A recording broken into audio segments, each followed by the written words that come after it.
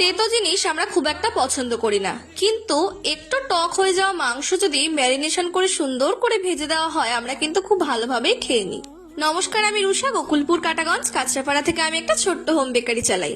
আমি বাস্তব জীবনে কখনোই নিজের স্বার্থসিদ্ধির জন্য কোনো কাজের সাথে নিযুক্ত হইনি।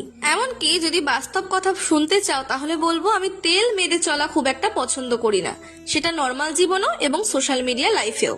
ব্যক্তিগতভাবে যারা আমাকে চেনো তারা জানো যে আমি মানুষটা ঠিক কিরকম, আর যারা আমাকে চেনো না তারা দু একটা ভিডিও দেখে নিজেদের গায়ে কেন কথা টেনে নাও। আজকে আমি যাকে উদ্দেশ্য করে কোনো কথা বলছি সেই মানুষটা বুঝতে পারলেই হলো।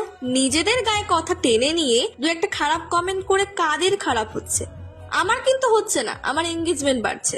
তোমরা যারা যারা কমেন্টস করো তাদের মধ্যে বেশিরভাগই ফেক অ্যাকাউন্ট, আমি সেগুলো নিয়ে ভাবছি না।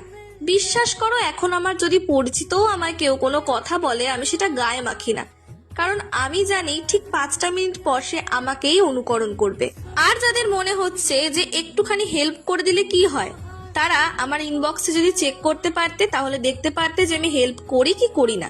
সেসব কথা বাদ দাও, সত্যি কাউকে কৈফিয়ত দেওয়ার কোনো ইচ্ছে আমার নেই।